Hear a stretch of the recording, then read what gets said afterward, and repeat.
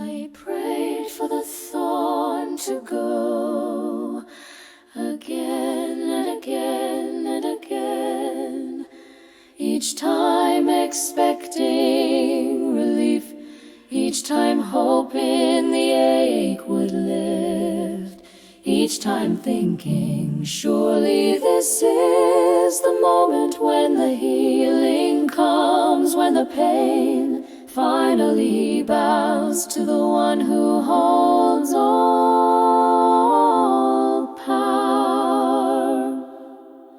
But it stayed, and I wrestled not just with the pain, but with what it meant. What kind of love leaves a thorn? What kind of mercy lets weakness linger?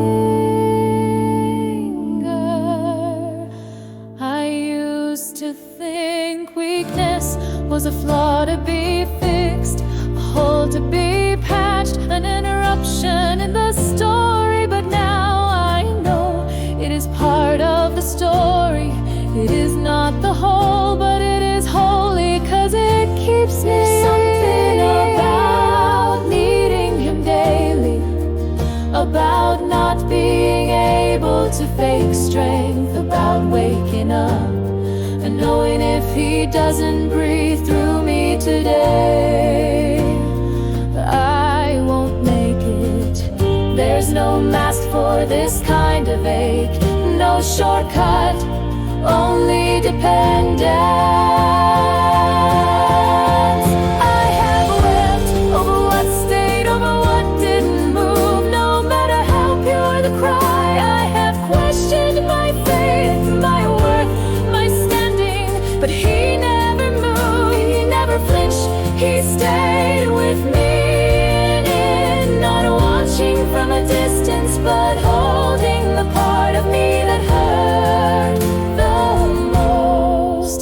This is not the testimony I wanted to tell. I wanted the sudden deliverance, the clean break, the miracle in motion. But I got a different kind of glory, not the kind that splits seas, the kind that shows up in the dark, sits beside you and says, I'm not leaving. There is grace that only grows in the soil of suffering, strength that is shaped by what doesn't lift.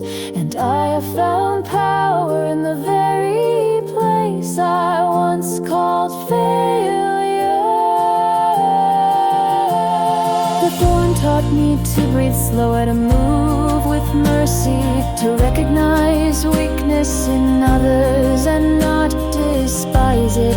It stripped me of pride I didn't know I still carried, and made room for gentleness to take root. There are days it still aches, still catches me off guard, still makes me pray again, even though I know the answer, not because I doubt, but because the ache is real. And he doesn't rebuke the asking, he just reminds me that his grace still holds.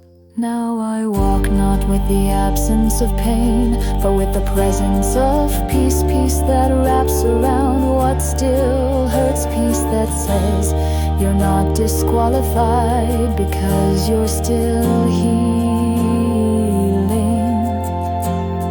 I used to see the thorn as proof of lack, now I see it as a mark of trust. He knew this wouldn't destroy me, he knew this would drive me to him. And in that place where I thought I'd lose everything, I found something deeper. Not the healing I imagined, but the communion I needed. Not the breakthrough I wrote down, but the companionship I never would have known if the thorn had vanished.